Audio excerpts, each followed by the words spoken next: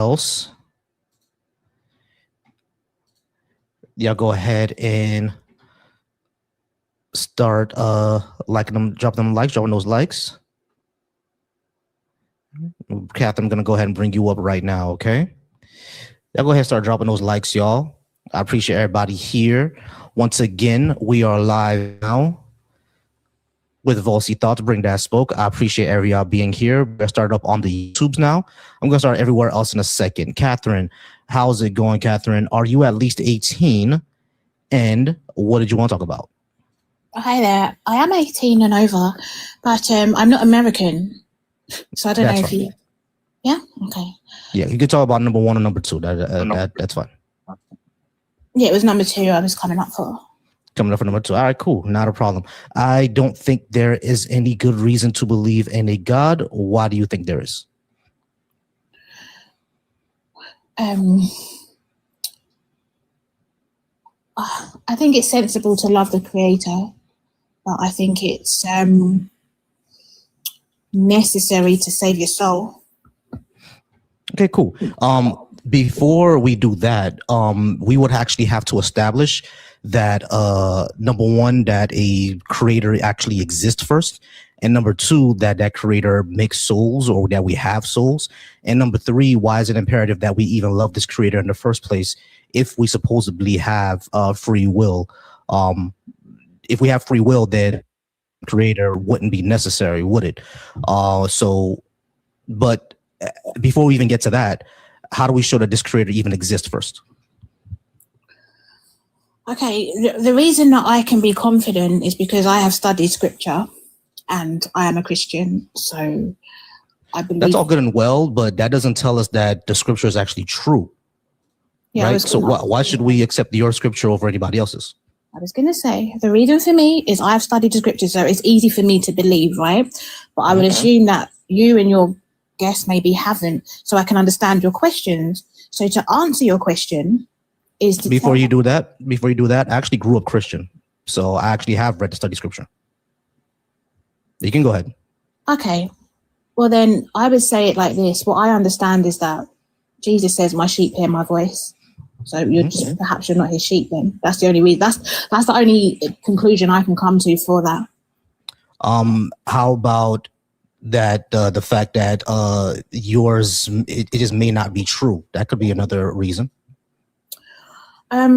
Because let me tell you, when there was a time where I actually did believe in God and actually thought that Jesus was talking to me, but I realized that the phenomena that I was experiencing, it could be attributed to many other things, many other factors, such as, delusions. Delusions doesn't necessarily mean that your mind is off its rocker. We can be deluded all the time. Like, for example, about 2-3 weeks ago, I heard my wife say my name loudly, right, in my sleep. I woke up. I even, walked around the house and I'm like, babe, you were calling my name. And she was like, no, I wasn't sleeping this whole time. I was deluded, right? That doesn't mean I'm crazy. I'm going nuts. What it means is just my mind is working and I mistaked something. I just basically heard something audibly without actually it being there. You see what I'm saying? So it happens all the time to everybody. So it doesn't necessarily mean that the feeling of the Holy Ghost or hearing voices or anything like that, it doesn't necessarily mean that it's a God. It could be a plethora of other things. Like the same feelings that people get at church, you can get it at a Beyonce concert, and this has actually been studied and looked at. No, I agree with what you say. I think in order to deny the Bible, to have actually interacted with the scriptures and deny it, I do agree you would have to have some level of delusion about you. But I don't agree that everybody's deluded, because I've never been deluded. I've never heard voices and that person. Do you know what I mean? I've not experienced delusion like you've described. So perhaps you are deluded, and that's probably why you're coming up with that question. Because I do believe you have to be deluded out of your mind to pose that sort of question. I genuinely believe that. But the thing is, what I'm saying is that you don't necessarily have to be out of your mind in order for you to have a delusion. Delusions are part of human nature. It's part of who we are. No, they're not. You know what I mean? So it's like, I understand that you probably never had a delusion where you mistake the voice for something else, but you could have had one where you saw something that wasn't there. Yeah, I mean, people have that all the time, because humans we're hyperactive agency detectors, right? Because it helped us to survive in the wild. It helped us to evolve. We had to understand what an agent was. So now when that happens, we're always attributing things to an agent instead of something that's just, innocuous. These things can happen. It doesn't mean that you're a psycho or you're out your mind. It just means that your brain is working.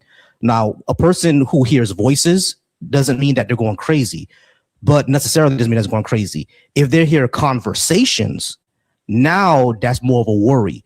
But if you hear like a voice out of somewhere, or you're constantly hearing voices almost every other day or every single minute, everything like that, then there's a problem. But if you hear a voice once in a while, like I did a few weeks ago, it's not an issue. Yeah, I would attribute that to that you've got satanic activity around you. I wouldn't attribute it to anything normal. Why does it have to be satanic activity and not something that's just part of? Hold on. Why does it have to be something satanic and not something that's just part of your mind? People hear voices all the time. It doesn't mean anything. I think you would find that the people who are sane don't hear voices all the time like that. Sorry, sir, I don't agree with you. When I say people hear voices all the time, I mean it's a common thing to happen. I don't mean that I'm hearing voices every single day. Like I said, this was a few. Well, hold on. What I'm saying is that I heard an audible voice a few weeks ago, but this was probably something that was happening in my dream. It doesn't mean that it was an actual audible voice. That's what I'm saying. If I just heard it in my dream. You wouldn't be experiencing that. If your mind was sound, you wouldn't have heard your wife. And you said you was awake, or was you sleeping? I was asleep. That's the thing. Like I was asleep. Hold on. I was asleep. I heard her just say my voice. I got up and I walked around the house and I woke her up. I said, "Babe, did you call my voice? Did you call my name?" She said, "No, I was sleeping." So that means I was probably in a dream. Exactly. You can hear audible voices in your dream. That doesn't mean that you're deluded. As a matter of fact, you never hear someone like go up to you and say like, "Hey, did you call my name?" And you said, "No, I didn't call your name." But they said, "I could have swore you said something, but you didn't say anything." That happens all the time. That just means your brain is working. What I'm saying is you were dreaming. So I thought you said you was awake and you heard your voice, your wife call you. And people hear it. People hear stuff like that while they're awake all the time. It's a common story. It's a common thing for people to say, "Oh, I thought I heard someone say my name," and no one said their name.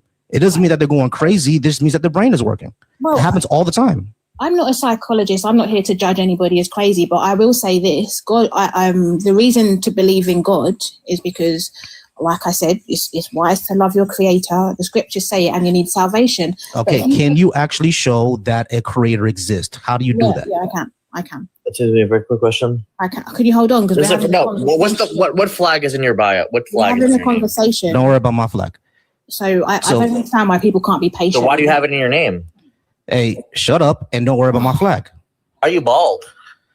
Because I have alopecia. Okay, well, go ahead. You can answer that. But what flag is in your name? You need to answer the question. Okay, go ahead. So weird. I hate people like that. Anyway, so you said, how do we prove God? And, I was just speaking to a lady, but her demons started manifesting all over the place when I answered her. And I said to her, look, you're asking this question, where's God? Where's God?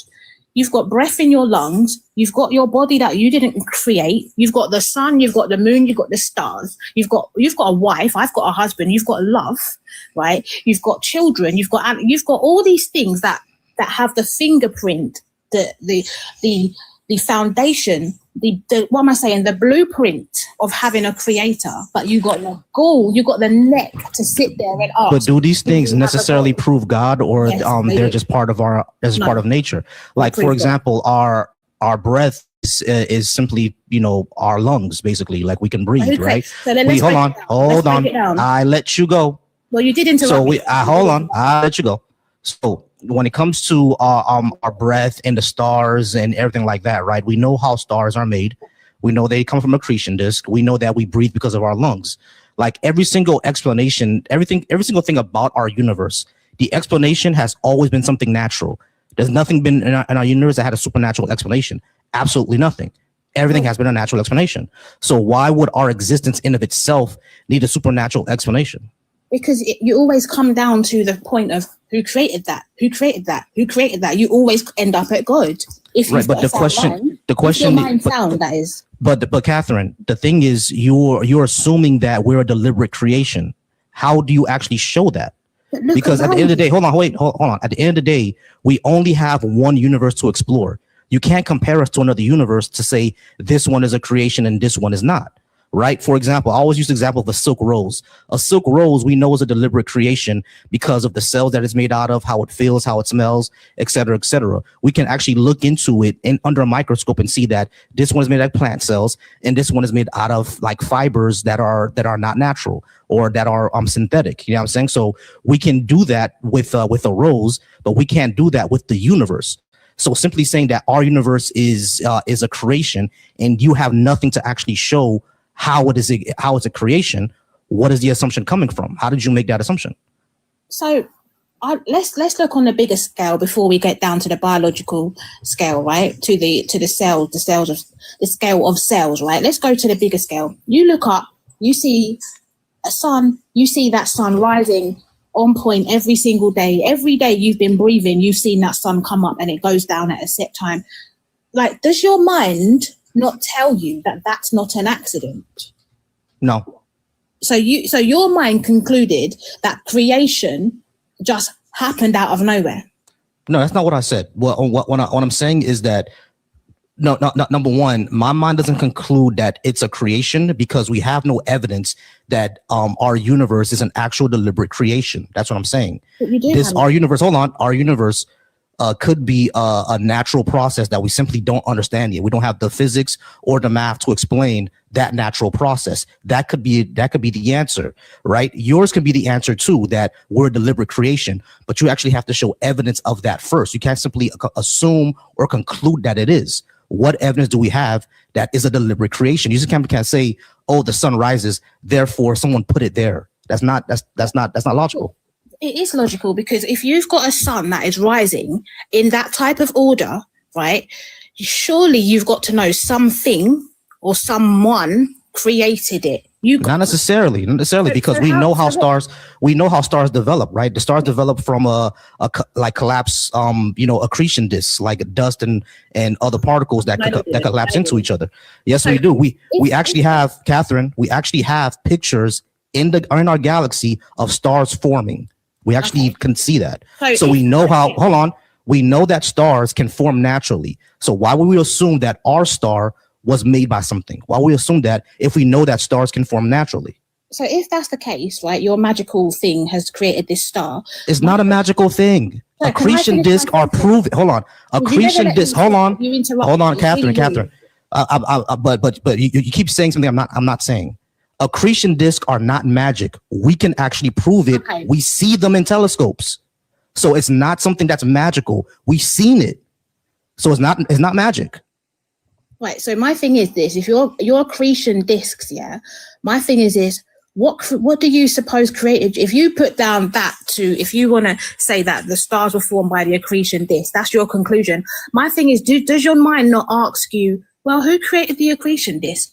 No, because we know where accretion discs come from. They come from dust particles. So who created the dust particles? Nothing created dust particles. They're a consequence of physics and chemistry. So who created physics and chemistry? Nothing created physics and chemistry. They're a description of our universe. They're simply how the universe works. Who created our universe? Nothing. Oh my God. Right. Remember. When you say, you're assuming that something must have created a universe, and it's simply not a natural process. Why are you assuming that something created a universe? What evidence do you have of that? Hold on. Your conclusion, Catherine. Without being created. How? Tell me how. Listen. There's a difference between something being created and something being deliberately created. Those are two different things. No, right? There's not. No, there's not. Yes, hold on. Wait. Catherine. Are you saying that rain is a deliberate creation of clouds? Yes. Clouds have will? I'm saying that God's behind the clouds and he's behind the rain. He sends the rain. Okay, how do you prove that? Because he said it in his word and we can see it. The rain comes. Okay, why should we accept that over something that the Hindus say? Why should we accept the Bible over the Hindus? What do the Hindus say? The last I knew, they were worshipping something with eight arms, and they're always having tsunamis. What do they say? Exactly. What do they say? They say the exact same thing that you're saying, that their gods are the one who's going to send the rain. So why should I accept your God over theirs? Okay, well, I'll tell you this, right? they're the God that sends the rain is the same one that keeps whacking them with tsunamis because they keep. Catherine, why should I accept your God over theirs? No, I was telling Matter of fact, why should I accept your God over the God of my ancestors? Why should I do that? Who's the God of your ancestors? Because your ancestors went into slavery, didn't they? The God of my ancestors is Olodumare. Yes, my ancestors did go in slavery. Why? So because they worship false gods. That's why. Oh, okay. So God is a racist. Did he say that? Or did no, that's what you just said. No, you said that you just said that my ancestors went into slavery because they're worshiping false gods. How come the Hindus didn't get into slavery? Okay, yeah, the racism was always going to come, I guess. All right, we're going to go ahead and move on to Phil. Phil, how's it going, Phil? Are you at least 18? And what did you want to talk about? Yo, can you hear me? I can hear you. Yeah, I'm 21. Either one's fine. I guess we can try two. All right, cool. So I don't think there's a good reason to believe in a God. Why do you think there is? Yeah, first of all, like, are you familiar with like Bayesian epistemology? I'm not gonna get like too technical or anything. I don't care about any of that. Why should I believe in a God? Yeah, I believe that the God hypothesis is probably more likely due to fine tuning. So fine tuning doesn't mean that there's a God. All it means is that our universe exists in certain constants. And if you change one of the constants, of course, things are going to fall apart. But that's not how physics works, right? When you change one constant, everything else changes around it. So you can still get a stable universe, even if you change all the constants. Of course, changing one makes something unstable, but nothing in physics does that, right? You have to change all of them if you're going to change one. Yeah, but if they were like, they could be, any certain way. And once again, this just raises the probability of the God hypothesis. And you didn't let me finish. In conjunction with psychophysical harmony. I believe psychophysical harmony. What does that mean? Well, actually, let's go back to the thing. The first thing. Hold on. Let's go back to the first thing. The fine tuning thing, like I said, doesn't prove anything, right? Because in physics, you can't simply change one constant. That's not how physics works. So when apologists say that, it's fine tuning because when you change one constant, everything becomes unstable. Of course it does. Yeah, I mean that's like trying to cook, Alfredo without noodles. You can't do that. You know what I'm saying? So is like when you change one constant, you have to change the others. That doesn't mean that our universe is somehow a deliberate creation because all the constants are lined up that way. If you change all the constants, you're still going to get a stable universe. Will it still produce life? Yeah. Well, things will still be. Well, the thing is, when you say it will still produce life, we can explore other universes, right?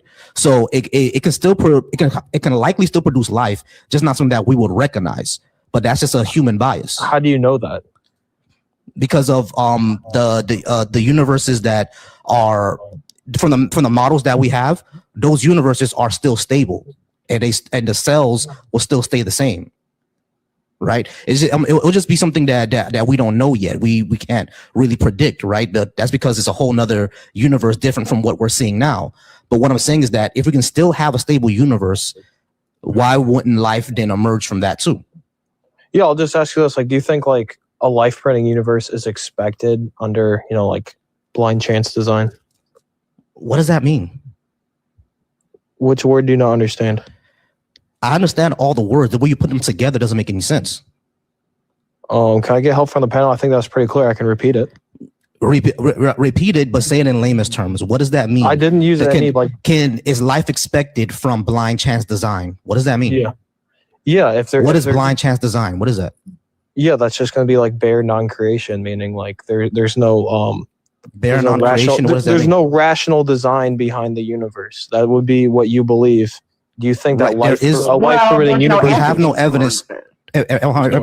We have no evidence that the universe is even designed in the first place. You need to show that first. Fine-tuning once again will be probability raising. I'm using some form of like Bayesian epistemology. No. Completely valid. Listen, it's not.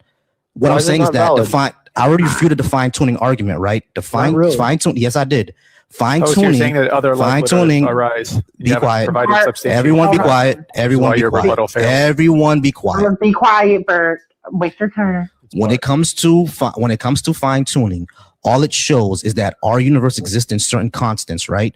That doesn't mean that because it exists in certain constants, that means that the universe was deliberately created. It just means that this is the way that our universe works.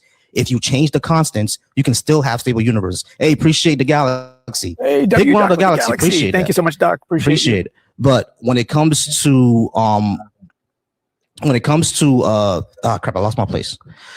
So the fine tuning only says that this is the constant for our universe. If those constants change, you can still have a stable universe. It doesn't necessarily mean that all of a sudden, because our universe is concerned constants, therefore God. You're not making the connection. That's not the conclusion I made. I don't think you're tracking what I'm saying at all. I'm saying that fine tuning raises the probability of a God hypothesis. Why doesn't? No, that doesn't make sense because it doesn't. How does that? What are you comparing it to? What are you comparing it to? Yeah, bare creation versus bare non-creation. What does that mean? Bare creation versus bare non-creation. What does that mean? Phil, are you really this slow, dude? All I'm saying is that like. Phil, you are this slow. Phil, you are this slow. What does bare non-creation versus bare non-creation mean? What the fuck does that mean? Yeah, all it means. And not only that, do me a favor because I've been kind to you this entire time. If you're snarky again, I'm just gonna drop you. Do not fucking do that again. I didn't mean to upset you. All I'm bare non-creation. It's not about being upset. Don't fucking be rude. That's the issue. Don't call me slow. Do not fucking be rude. If you're not making sense, I'm gonna tell you you're not making sense to me. Bare non-creation versus bare non-creation. What the fuck does that mean? Yeah, it just means those are the two hypotheses that could be the case. Either A, the universe is created in some way, or B, it's not created. Okay, gotcha. Okay, gotcha. You were doing a preamble, so okay, cool. So either the universe is created or the universe is not created. When you say created, hold on. When you say created, do you mean like a deliberate creation, like something willed it here? Like the way I put on this hat, like that, like something like that, right? Sure, I guess, yeah. Okay, cool. So, how do we show that there's a deliberate will behind the universe? What do we do? Yeah, once again, I'm just looking at these two hypotheses, and then we can see which one would be more likely given what we can see out in the universe. All right. So what we see out in the universe, so what we see in the universe is that the universe exists in certain constants, and then we have physics and we have quantum mechanics, where particles pop into existence all the time. How does any of this show a deliberate creation? How does it show that? No, it does. It's raising the probability. I keep repeating. How does it do that? Because what are you comparing it to? Because this is the only universe that we have, right? So how did you compare this to something else? You're just simply saying it to models where the constants are modified. Bart, shut up.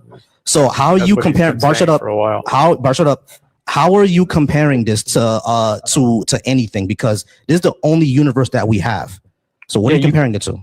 I mean, I'm just going to steal what Bart said. You can just make a model where the constants are different, and that's what you compare it to. Yes, and those constants, you still have a stable universe. No, they usually fail, and you don't have life. So no, they don't. That you would have life. No, they don't. Yeah. No, they don't. No, they don't. No, they don't. No, they don't. They do. Okay. Yeah. Do you want to say a little bit more? You want to say? Yeah. So you still have constant universes. Do you have like an argument for this? What do you mean? How do you know it's the case? Because that's what the models show. You still have a stable universe in those models. What are you talking about?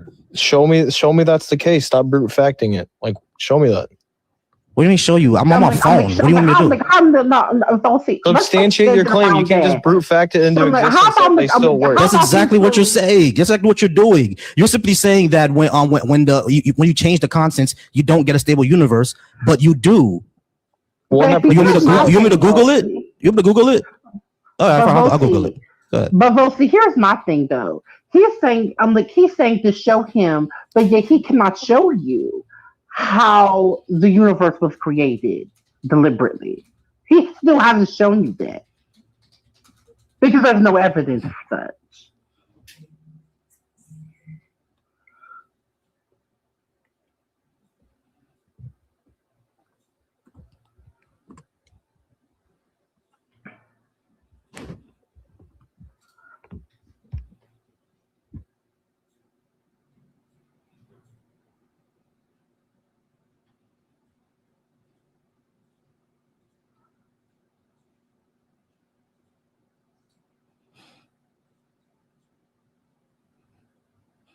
Give me 1 second. Okay, Bird. Volsi, by the way, can you put things that you're Googling on the screen? Because I know on certain devices you can't. No, I'm on my phone, so I can't do that right now. because Okay, well now I have a actually looks like phone, it. so I'm like, Mhm. so I can look, I can use my tablet. Do you want me to use my tablet and then put it up on the screen? Or the, Yeah, sure. Give me a second.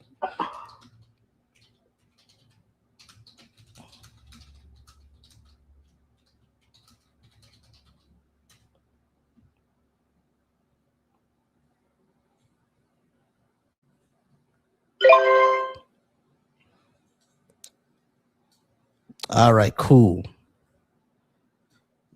So, in physics and cosmology, fine-tuning refers to the observation from certain fundamental constants like the strength of gravity, electromagnetism, particle masses, et cetera, which allow for complex structures, et cetera, in life to exist. The big question is, if we tweak those constants, stable universe still exists. Yes, but often very different ones. Many changes will still produce stable universe, but fewer produce complex structured universes like ours. That's just going to be probability raising for my hypothesis of God. W. No, it doesn't. What? it actually, No, that doesn't. it doesn't though. Why not? Doesn't. Because it's simply saying that our universe is complex. That's it. It doesn't I don't say think that's what it like, said, doesn't bro. say anything about God. Hmm? I don't think that's what it said. Yeah. Like, You want to Well, repeat it one time? Yes, Rosie, but what do often you very. want me to look up? Hold on, give me a second. Yes, but often very different ones. Many changes still produce stable universes, but fewer produce complex structured universes like ours. So simply, Fewer. yeah. So there are fewer universes that are like ours. That's all it is. Yeah, and our universe does what? Produces life. Yeah. Well, wait so a minute. You said that the universe would cease to exist. There would be no universe. Wait, I never said that once, bro. No, that wasn't him. That I was never said that. I never came out of my mouth once, though. actually that was to be fair. That wasn't Phil. That was My bad. I take it back. all right. So yeah. I do gotta be fair. That wasn't him. Gotcha. All right. So yeah, stable universes will still exist, but you're saying that they won't produce. There are fewer ones that are complex like ours. So how are you connecting this to the probability of a God? Because again, this is our only universe. Because no, it's not. It's our own universe, but you can make other models, and it's more likely under the God hypothesis that we'd see something like this. That's all I'm saying. Okay. How? What do you mean how? Because it makes sense that if there's a rational creator that makes something like this. How about a natural process that that we don't understand yet? Yeah, that'd be less likely. No, it wouldn't. For Less what do you mean? likely than a God? How? Due to random chance. Yeah. Okay. Random chance. So what? The random chance, you mean like a God, a supernatural being? I'm not talking to her, dude. She's something else. Okay. You can answer a question. I'm a mod, so I'm like, since you don't want to talk to me and answer my questions directly, you can go to the comments. Bye. Okay, that was misogyny. No way, no. Yeah, that definitely misogyny. Give me a second, y'all, because I think I'm lagging somewhere. Give me a second, y'all. You know, other people are lagging too. So Yeah, everybody's lagging. By the way, Volsy, I got my Yeah. iPhone 17 today. Oh, awesome. Congrats. Nice. My sister got it for me. I'm like, Volsy knows my sister. She got it for me. Hell, I need to Awesome. ask my sister to buy me a phone. Shoot, I didn't know it was that easy. Let me see. Let me close this. Let me see if that helps with the lag a bit. Well, to be fair, I'm on her phone plan because it's cheaper for her. Oh, okay. So. Yeah, I am lagging on places. I don't know why. Why am I lagging? I probably gotta. We switched from T-Mobile to Verizon like 2 days ago. Yeah, give me a second. All right, give me a second. All right. Okay. Well, that's a win for you.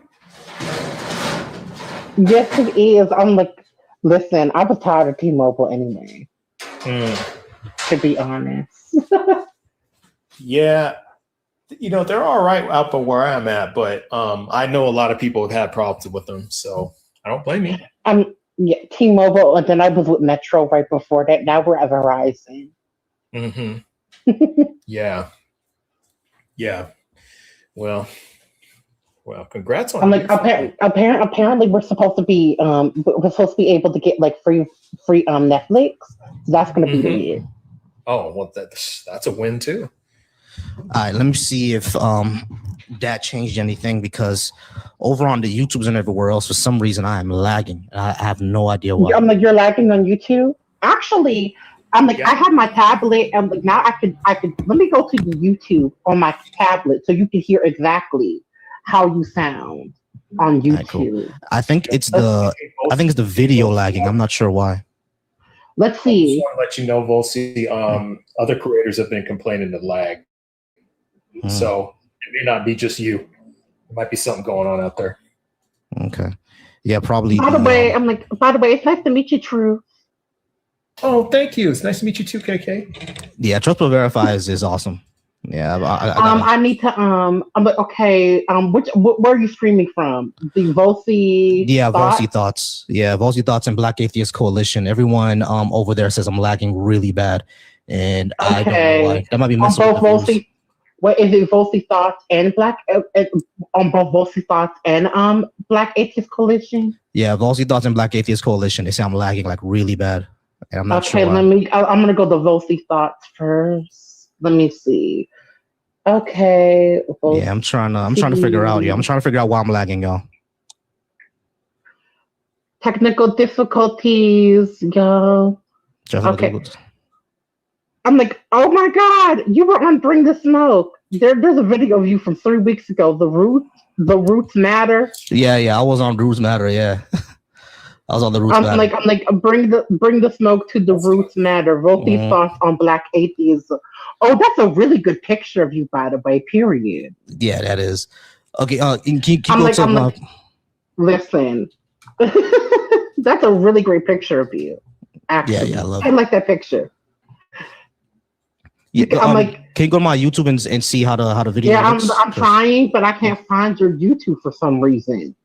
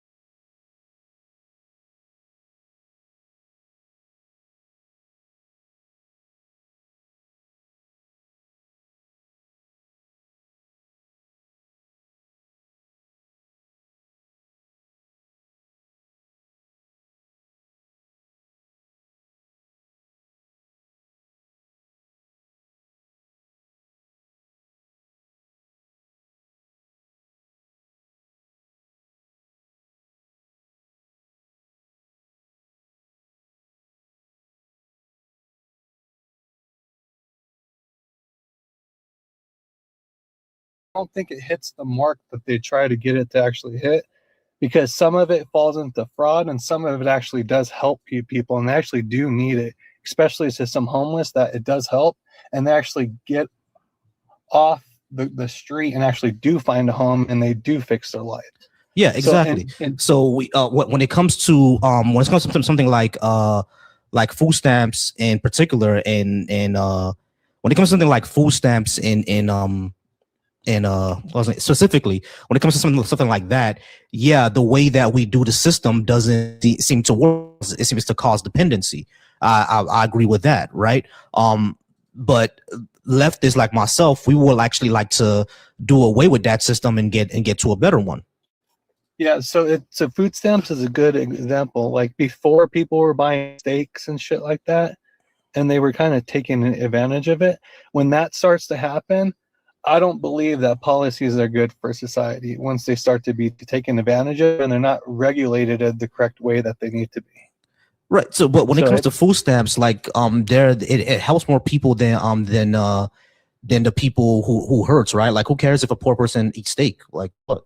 Yeah, but there's people who are married that pretend they're divorced to get food stamps and they live in the same house. So is that okay? Well, how would they be able to do that if marriage is illegal? That's what I actually want to go to that, because I want to hear in like application how someone can fake being married as marriage is a legal, it's a legal contract between that couple and the state. Well, they're separated, right? So just you can be married to someone and still be separated and still. Well, yes, but even but legally, but separation is also a thing that is legal, right? Like you are legally separated. You understand what I'm saying? I don't understand what you're trying to say. All right. So I'm sorry, James. Yeah, James. In some states, you like there is legal separation, right? That does happen in some states where you can have to sign paperwork. You can apply for sign paperwork, and then because in many states, before you get divorced, you have to legally be separated. No. What I'm saying is they're still married, but the quote unquote husband, let's just say, moves out and says he lives on a couch. Mm-hmm. So now they both get assistance. They both get food stamps, even though they both work, even though they both live underneath. So the same house. James, we understand, right? That is something that does happen. There are people who game the system like that. But what I'm saying is that most people who are on food stamps are actually ones who need it and those who help it. I don't think that the people that you're talking about who are in the minority should ruin it for everybody. All we have to do is clamp down and reform the entire system. If it was up to me, I would just give people money. Yeah, I mean, instead of having a whole bunch of tests and he has to go to this, that, and the third, just give them the money. Because what we've seen over and over again, we've tested it, done this science, is that when you just give homeless people money, they just go ahead and get a home. When you give poor people money, like, you know, people who can't afford food or anything like that, if you just give them money, they're going to go ahead and buy food with it. Most people are going to do the sensible thing. It's not just going to be the cheats like the one you're talking about. I'll concede on the fact that a lot of people do help themselves, but I do think that a lot of people don't, and that's the part that needs to get fixed. But I think it's a majority of actually more people that take advantage of it than actually it helps. But that's not what the research shows. What research do we have to show that is the opposite? I don't have the links nor the percentages. There isn't any. What I've seen from the there is. What I'm saying is there isn't any. There is around. James, I understand that's what people you saying around, but that's a bias. I've seen people sell their food stamps. I've seen that. What I'm saying is that right, I got you. Is that what the majority of people on food stamps are doing? That's the question. I believe so. Yes. It's not. That's what they're doing. But it's not. Okay. There is no evidence what you're saying. Zero. Yeah, I believe that people on food stamps that don't. James, I get you believe. James, hold on. I get what you believe. What I'm saying is, what is the evidence behind that? Because what you're saying has zero evidence that the majority of them are doing it. It's on Craigslist. People sell food stamps. James. Listen what I'm saying to you. We all understand that there are scammers. We all understand that people are gaming the system. We all understand that there are folks on Craigslist who sell it. We all know that there are people who sell their food stamp cards. We know there are people who do that. What we're asking is this the majority of people on food stamps? You said yes. But when they actually do the research to find out, we found the opposite, that it's no. The majority of people on food stamps do not do that.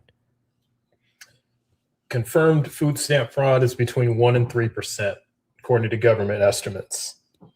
So Yeah, you're looking but- at 1% to 3%. Yeah, So but I don't believe that, Your Trust, take because about I don't it being- believe that. Well, what's your because evidence they that didn't it even know does Minnesota because they didn't even know. Okay, so James, hold Minnesota was on. happening. James, listen.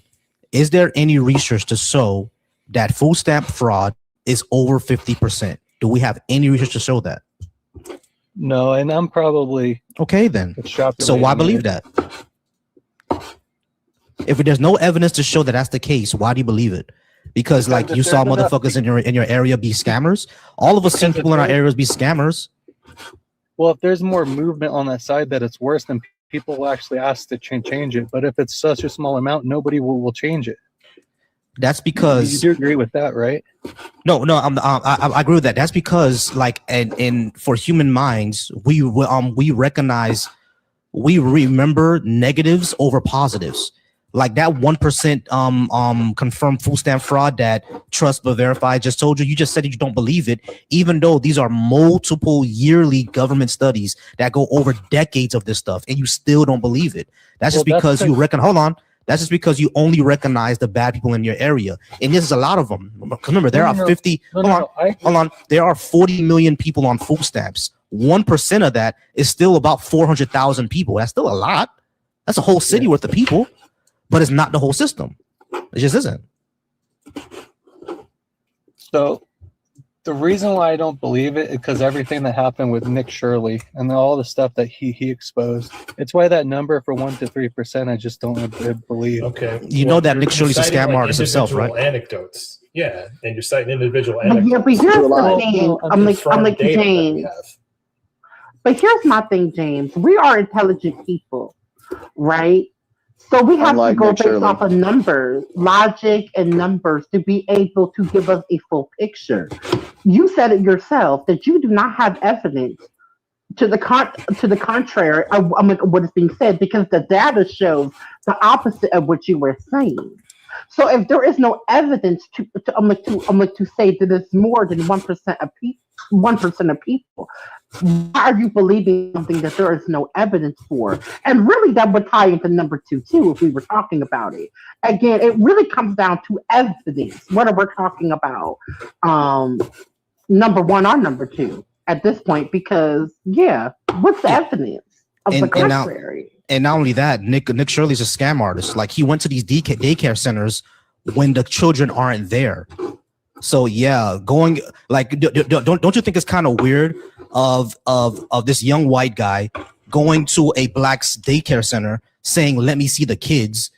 What do you think that we would do that? Oh, he went to a black daycare center, and actually also the racism of it all. Exactly. Too. So don't you think that's kind of weird? You don't think that you would find that kind of weird? Like for example, take me as a black man, someone coming to knock on my door and saying, "Let me see the kids."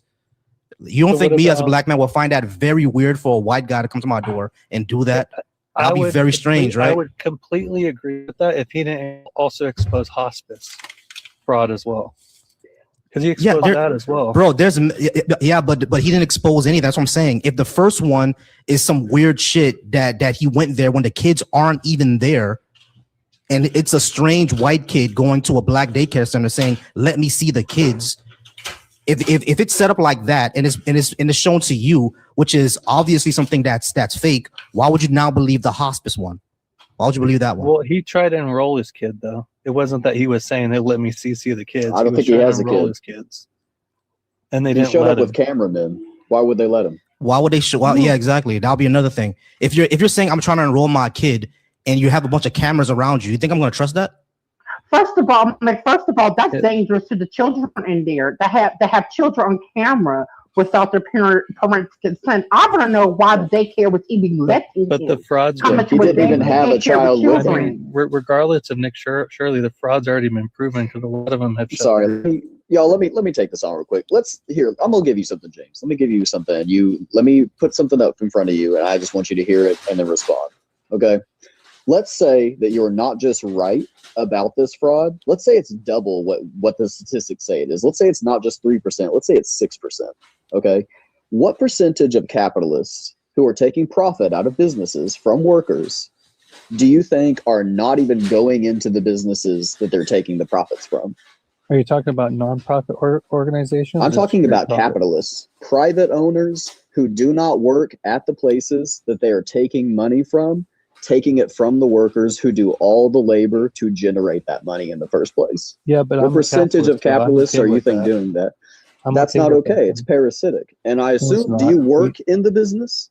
I own Do you 7 work stores. I'm the owner. I own Do you 7 work stores. in I'm probably them? the worst person to ask that question to. Do you work in any of them? No, I don't. So you do 'cause not I built it. do work in the businesses. I don't have to. I built it. I did all Are that you with familiar before. with the phrase, you have to work to eat? As an employee, yes. No, no, no. The phrase is you have to work to eat, and that is older than employees are. It's an older than ownership is, because all value is derived from labor. Whatever. Can I ask a few questions? Okay. That's Can I ask you a few whatever, man. questions? So if Yeah, you're go ahead. upset Go ahead. about Go ahead, fraud, Trust. You go. go ahead. Yes, Trust. Okay, so guest, I want to ask you because you brought up like welfare fraud. That's basically what you're talking about, right? What costs American taxpayers more every year, welfare fraud or wage fraud? I think wage fraud, I believe. Overwhelmingly. Yeah, a Yeah, lot. 50 billion, about 50 billion per year. What do you think the estimate is for welfare fraud? What do I think the estimate of welfare fraud is? Yeah, what it costs taxpayers. I have no idea, man. About anywhere from 3 to 10 billion annually. So wage stuff is 5 times higher than welfare fraud. What about Yeah, but corporate fraud? I thought we just agreed on that it is bad and that we were looking to get it fixed. And we. Why are you more I thought we upset just about agreed that on than welfare fraud then? I'm not more upset about any one of either. I think they both need to get fixed. Well, I've been in Okay. here But I for a was few just talking minutes, about and the I haven't heard leftist- you complain about it one time. because you're trying to bait Well, me because- into arguing with you. I'm not baiting in. You're just I'm tiring. talking to you about material conditions, Yeah. ones that you And are complaining about, and I'm trying Yeah. to show you that what you're concerned about is not worth anything to. It's not worth your energy to be concerned about it if you think fraud is a problem in the first place, because there are oceans of fraud, and you're complaining about a puddle on the street. Yeah, Yeah, but you're taking and- a bigger problem and then Pointing it out saying, to you, well, that's the a bigger smaller problem. ones that Yes. don't matter. And No, that's smaller that's one not what I'm doesn't saying. matter. That's not what I'm saying. But like, I'm no, saying you're a David just said capitalist, right? that. That's, I'm saying that's it. what he just I said. am saying it to you. Yes. Okay, the you're puddle saying on the it, yeah. street But That's does ridiculous. not matter more than the floodwaters breaking the levees. Yeah, I Simply can that's actually all. agree with that. I can actually agree with that. But Trust, Yeah, what were you and- saying? Go ahead with what Trust was saying. Well, I was just gonna because the guest said you're a capitalist, and see, I own businesses too, so I'm with you on this. All right, but my question to you is, as a capitalist, what do you think is a bigger problem, corporate fraud or welfare fraud? Tax evasion, specifically. Yeah, Let's just no, go with probably corporate tax evasion. No, Yeah, corporate and fraud. how yeah, much do you tax think evasion. the estimated? How much do you think taxpayers pay for corporate tax evasion every Well, year? I'm sure it's a lot, but we agree tax is fucked because even I take advantage of that. Like I Yeah, follow it's- the rules on it, you know. Like It's about 500 billion per year. So yeah, I'm sure it's a lot. yeah. So what I'm kind of curious, and I'm kind of with everybody here. Why are you so worried about $3 billion per year when your own system is taking $500 billion a year out of the economy? Well, mine's not taking that much. It's like It's Right. the So estimated yours loss is 500 to personally, but 600 it's a billion system. per year. This is Are from you the paying Internal for your Revenue- employees' insurance, or is the taxpayers doing that? I'm paying for it. How much are you paying for it? I'm not sharing that with you. It's interesting. You don't want to share that with me. Do they have dental? Do they have eye care? It's through Aflac. What You kind of really wanna know? businesses? What kind of businesses are they that are doing? Yeah, you say you own some stores, right? Like, are they like hardware stores or anything like that? They're You don't have to tell flooring us. stores. I'm No, sorry, it's the a what? flooring store. It's a Oh, flooring. store. Oh yeah, flooring They're makes a lot all of money. Yeah, subcontractors. Yeah. yeah, flooring makes a lot of money. Yeah, I'll give you that. Flooring makes a lot of money, so you probably can't afford to pay. Because I knew people who sell tile. I know roofers because I mean, I'm in South Florida, so roofing and tile is a big thing here. So yeah, I don't doubt that you're successful and you make a lot of money. All that is good and well, right? You yourself could be a very good boss, and you started off with one store selling tile and expanded to more stores selling tile, and to the point where wow, these stores manage themselves, and I can just sit back and enjoy the fruits, right? You're probably one of those TikTok and argue with guys. So yes, yeah, exactly. So you're probably one of those folks, and you're not a bad guy at all. You're not one of those people that Trust was talking about that steals all the corporate money, or what Dave was talking about, that people who do wage theft and everything like that. You're probably not one of those people. If your managers ever did a wage theft, you would probably fire them. That's what I believe about you, right? That's what you would do. If they did what? If they did wage theft, meaning that a person worked overtime and they didn't pay them their overtime, and you saw that this was a constant thing that they were doing, you would say, this manager needs to get fired because they're screwing over my employees, right? And I've had where managers have stole carpet from me and blamed it on employees. I've had that happen. And you made sure that person was fired and probably prosecuted if it was grand larceny. Yeah, I have an attorney on. There you go. Yeah, all these are great things, right? These you're probably what we will call the quote unquote model capitalist, right? Now, all these are things we should do, but what we're saying is that you are probably like an exception to the bunch. Most of them take advantage of them. Yeah, no, I agree. Like Walmart and the big corporate. Yeah, I get it. Yeah, for sure. I'm with you guys on that. I got you. I kind of swing back to number one and the policies in that. I think ignoring the fraud, because we kind of beat that to a dead horse. It also comes to a problem when the leftist policies, they put so many in place and increases the tax. And I know leftists are okay with a higher tax. I'm not, and my employees aren't, because they're all subcontractors. A lot of them are subcontractors, so some are employees. But because we're out here in Colorado, so our taxes are already high. It's really, really high, and it's going to get higher too. So I think the more policies that are in place, it will increase the taxes, and I think that will hurt the middle class more. But here's my thing, though, right? Because I'm glad that you're bringing up like taxes and stuff like that. What has Donald? Because we're talking about, and we haven't talked about the president or whatever, but since Donald Trump has been in office, many of the taxes have gone up. So many could argue that many on the right don't care about taxes either. So I voted blue. They're taxing the middle class and the working class more. Well, then I'm not a Republican. I didn't vote red. You're still right. I'm not saying you are. I'm bringing it up just because we're talking. It's conversation. I'm not saying that you're. That's not what I was saying. So I was bringing it up because I wanted to know. Oh, she got a call. Go ahead, Kate. Go ahead. Yeah. Oh yeah, I'm James. I was not saying that you were a Republican or not. I consider myself an independent.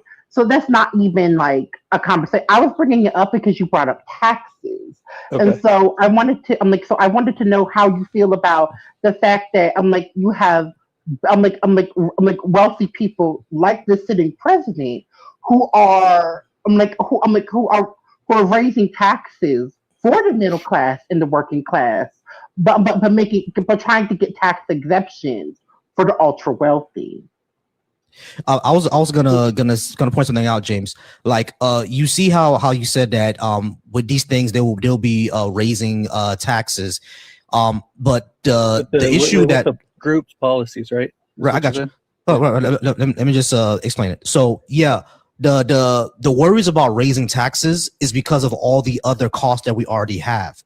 But if we raise taxes and replace something with a certain program that we can all benefit from, then that means that the cost disappears. Like, for example, you're paying healthcare for your employees. If we had single payer, even though your taxes go up, you no longer have to do that. So that cost disappears, doesn't it? And it even won't get absorbed. That cost won't even get absorbed by the universal healthcare program, because your taxes are not going to be going that much. You're not going to go from 35 to 70, overnight. That's not going to happen. It would increase the cost of my carpet, though, so selling it to the customer, though. It's also capitalism's fault. I don't know if you know that, James. It's capitalism's fault you have to pay for that in the first place. They set that up back in the day to make it so that workers could not freely leave employers who were exploiting them. So they had to be dependent upon the employer to maintain their health care and their benefits. No, I agree. The healthcare system has to get fixed. I think it's incorrect right now. But James, but if we had single payer, how would that make your carpet more expensive? Because we're all just paying into the risk pool, and all of our medical claims would get paid out of that. How is that going to make your, like, are you going to say that the Persians are going to charge you more of a tariff because, I don't get it. Made in the United States, so there's no tariff, but it would increase the federal and state tax. No, because right now I'm already at not necessarily 15% tax on my products. It's about the distribution of the tax money. That's how that comes into play more right now. We could not change our taxes at all and affect your costs simply by putting less of it into the military and more of it back into the economy. We're just like, So we do agree on that. We do agree that the taxes are misplaced. It's like out here in Colorado, they passed weed, they passed the marijuana law for schools, and now they put a subject to it to where it only applied to one school per year per county instead of that's a problem. Instead of going to all the schools, exactly. You know what I mean? So you're on our side here. Private schools as well. Well, no, I'm not. I like I said at the start, I agree that policies are better for society until they hit a certain point and they're taken advantage of. Can we clarify? Go ahead. That's kind of what I'm saying. I would like to I'm not clear what that means. Go ahead, David. Because I'm a Marxist myself, personally. I want to clarify, when we're talking about leftist policies, are we all under the understanding that liberals are not leftists? Democrats are leftists, that these are still right-wing positions in society because they're pro-capitalism, pro-imperialism. Yeah. So, exactly. So when increasing taxes, go ahead. Increasing taxes and programs and things, that's not necessarily itself leftist. We could make society much cheaper with leftist policies. And a lot of leftists, myself included, think that it needs to be set up to where, for example, your business would not be itself a problem as long as you were doing some sort of labor in the business. But it's when you get to the point where you're no longer contributing to the business as a worker, and you're now taking value from the business that you yourself are not laboring to create, that's where the issues start coming in. Yeah, but see, we disagree on that because I did all the labor on the front end for the first 7 years. Okay, and you should have been paid for that. And I think as the operator, you should probably be one of the, if not the best paid people in the business. But if you're not doing any contribution and you're just saying, well, I set this up way back then, you're not still creating that value. The workers that are in there are the ones still creating value. Wait, hold on. How am I not contributing when I'm giving 39 people jobs? You're not giving them jobs. Contributing. They're working, but you're not giving them jobs. Yes, that business just need you to exist, James. No, you're just wrong on this. I go and reach out. Pause real quick. So James, like this is what he's saying. Without the workers working in your business, you wouldn't have a business, would you? So it's not that you're being a charitable person that's, giving a bum off the street a job. Of course, you have to research, you have to do all this stuff, make sure that the person is qualified. I know jack shit about floors, so you're probably not going to hire me, right? So you have to get a person who's qualified and everything like that. So that part is true, right? But what exactly are you doing? Are you doing now? I'm assuming that you just handle the data at this point. You handle the managerial stuff, like making sure that the invoices are paid for, making sure that the contractors are all paid for, making sure that you get the shipping, make sure that you balance the books, et cetera, et cetera. That's basically what you're doing. But you have less of a working life than the rest of them do. Is that correct? I don't do any of that. That's what I'm saying. He has other people doing. He's not doing any labor at all in this business, which is what I'm saying, James. When I say that you're not contributing to the business, but again, you're just taking money from it at this point. For the first 3 years, though, I don't have to now.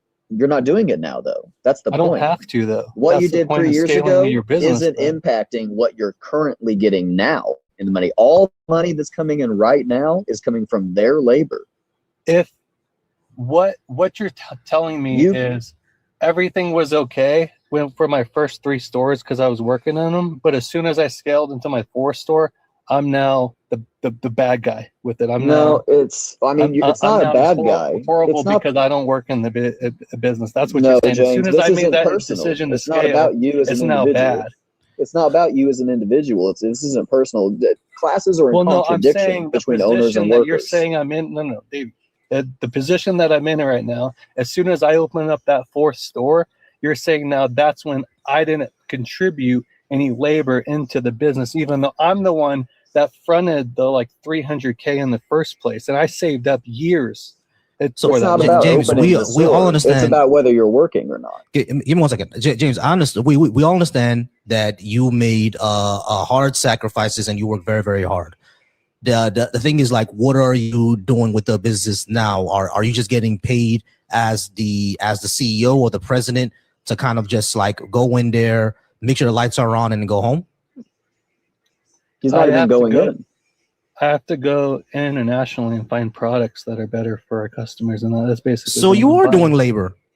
You said that you were. Not really. Not like the same though. It's different. Being in a store where when nobody walks in and you're sitting there on your phone and on TikTok, that's different. That's working. That's what Davey is saying. But as far as like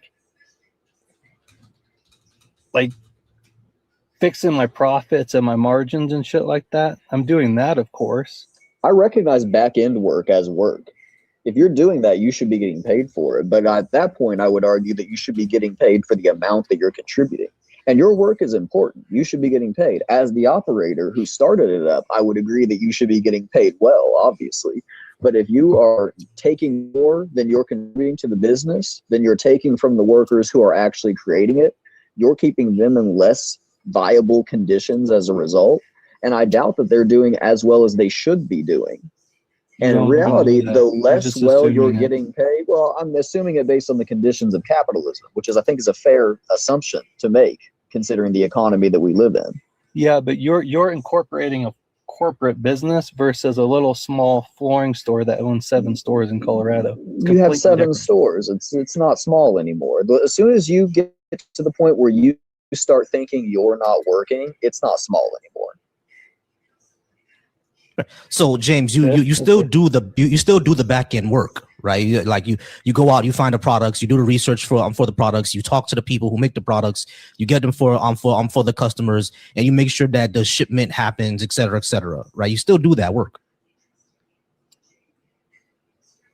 I do, right? And then there we go. Okay, so all right, yeah. So you're still working. So you're still a worker. So what you guys are talking about? You're talking about the fat fucking white dude that plays golf every day of the week. Right. Absolutely. That's what you guys are saying. Okay. That's what we're saying. Yeah, you're still a worker. Because my problem. I was like over here. I was like, what the fuck? I do work. Like exactly. Yeah, but we're talking about the fat cats. Comes from the idea that even the smaller business owners are aiming to be that white dude that's playing golf all day. And that's itself a problem. That's a parasitic way to want to live your life. You're not contributing to society and you're actually taking from it in that regard. So even aiming for that goal puts you into question as to what are you doing and are you doing what's good for the people in the community around you? And you can say, well, I put in all this hard work. Your community supported you in the way. I doubt you were doing work all by yourself for that first 3 years. You certainly had customers who were coming in and supporting you, people who put out the name of the business. It's never been just you, James. All right. No, and here's the thing, right? Because you know how everybody wants to live like the guy playing golf, right? What we would like to see in the first society, I'm not gonna lie, this might sound like utopian and fantasy, but I would love to see solar punk happen. You know what I mean? Where technology is integrated with our environment, and we basically live not a Star Trek future, but damn near close to it. You see what I'm saying? Where work still happens, but it's the work that you're passionate about. It's work that you like to do instead. I work in insurance, right? I'll rather be writing sci-fi stories and fantasy stories. Yeah, I mean that's what I'd rather be doing. That's really my passion. But I can't do that because I gotta eat. I gotta put food in the fridge. You see what I'm saying? So I gotta work a 9 to 5. Yeah, but that's the point kind of where I was coming from about it being detriment to society is because when people decide to work less to be on these social programs and that, sorry, I don't know exactly the correct verbiage for it. That's a correct verbiage. They choose to work less to be on these programs, they don't get that opportunity to follow their dream. And right, exactly. feel So all that. right. So James, I agree with you that the way that we do social programs in America needs to change because it does cause dependency. You'll probably find a lot of Marxists who don't disagree with that, right? It does cause it does cause dependency. We got to change the way that we do our system. And the way that I think is just that, just give people money. You know what I mean? And because like when we've seen that happen, bro, when you give homeless people money, they stop being homeless. When you just give them homes, they stop being homeless. No, they don't. Sometimes they buy drugs. Rich people buy drugs with it. Hey, sorry to interrupt. I got to drop. But hey, thanks for having me up, Bolsey. Oh no problem. Trust. I'm gonna come to yours next time. It's just that right now my schedule changed, and whenever I get a day off, I'm gonna go ahead and join yours. All right. I'm following you, Trey. Come on through. Thank you, KK. And thank you for defending me earlier. Absolutely.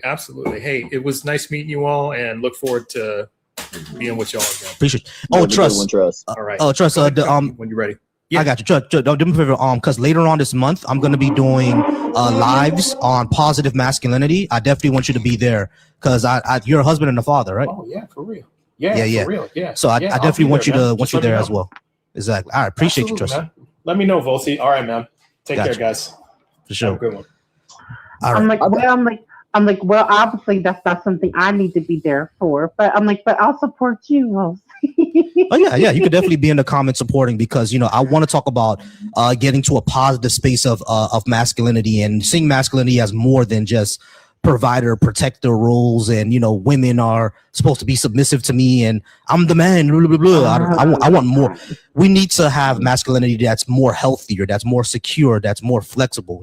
Which is what my slogan is all about. I'm like, I guess you need to talk to more than red pill type men. Then I'm like, because I don't think that based on what I have experienced with the other previous gentlemen, I don't think that is the audience you need to get to. I think it's more like the red pill manosphere.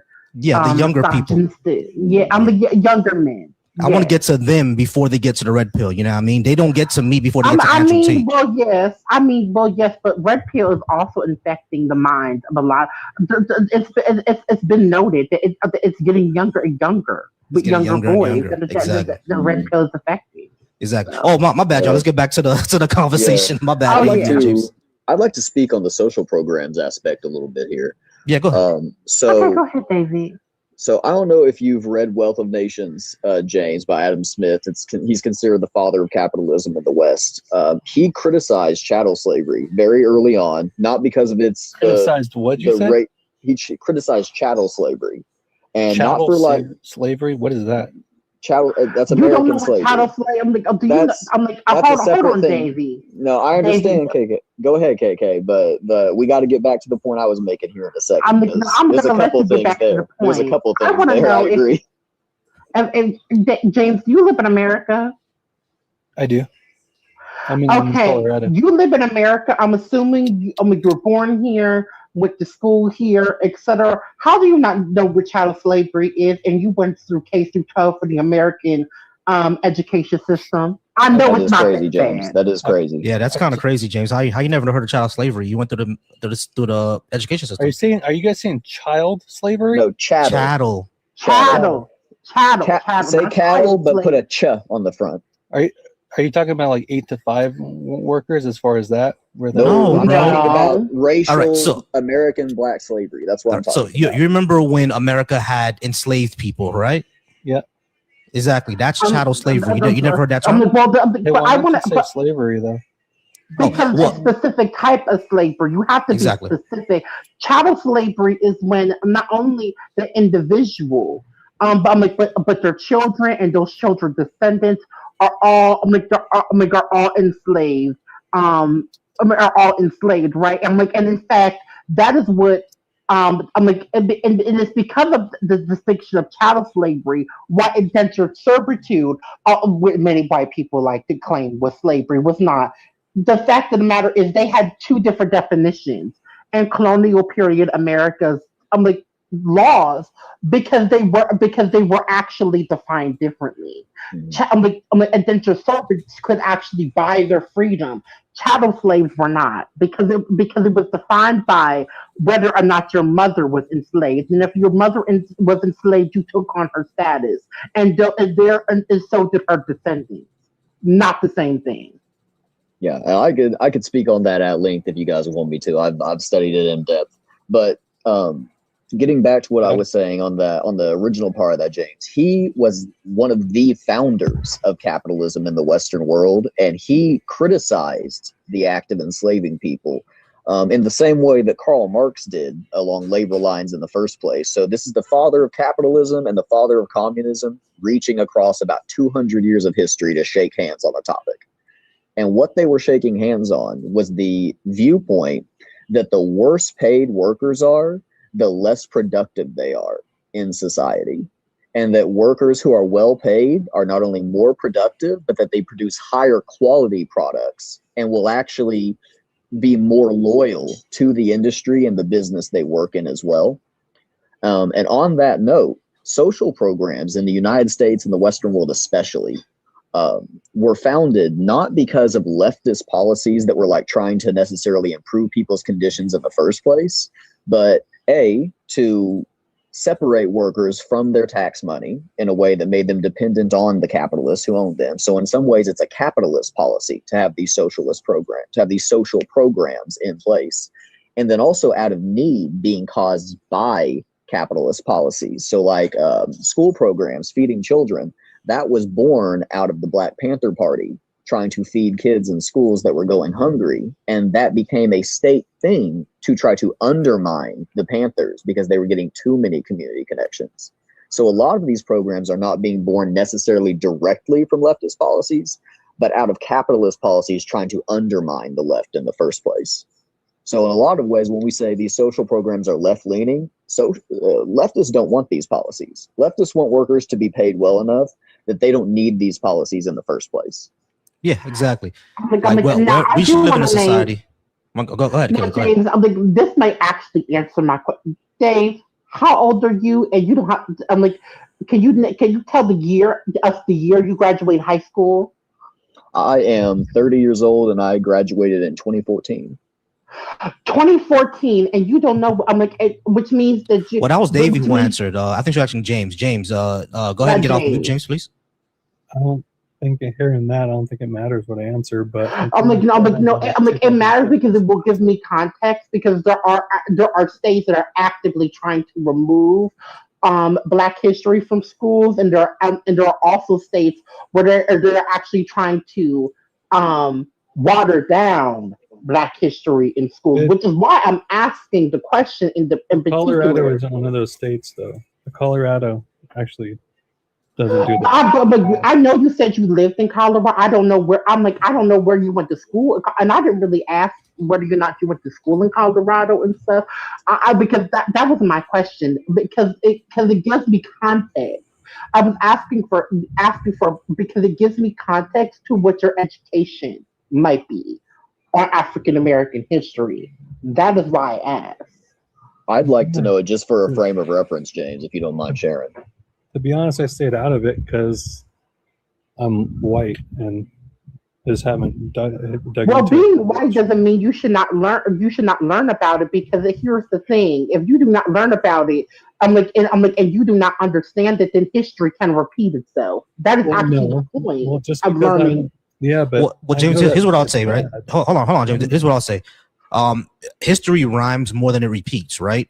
So what we're seeing right now with everything with Trump, it's rhyming with what we see after the Weimar Republic during the rise of the mustache man. It's rhyming very, very much at that time. You know, a strongman leader who blames a certain group of people for the ills of society.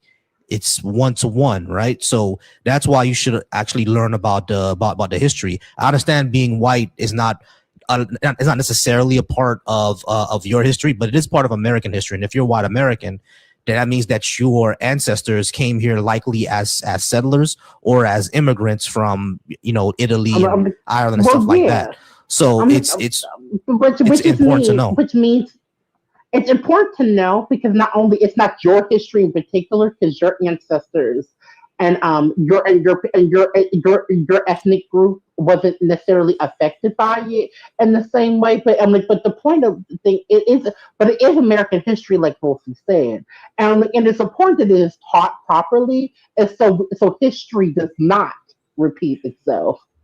Well, Right, exactly. that is important because here's the thing: history can repeat itself if you are not knowledgeable on it. That is why we have a Black History Month in America. Although, Rosie, don't even get me started Yeah.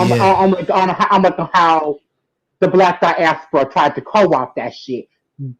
I'm, I'm not even gonna go there today. Mhm. Okay. But it's important to know it. So it's important to know so you don't repeat it, and then you can teach your children not to repeat it. That is important. I see Black history and white people and non-Black people learning about it the same way we talk about the smaller cause. And and you have um, the place where a lot of the place where they did it. I'm not going to say the word, the place where they did, but it's a source for for education and Yeah, it's a exactly. source of education. Do you feel like you have empathy for your neighbors, James? I do. Do you, so seeing that feel like you have empathy for your neighbors, you aspire to fulfill that way of feeling.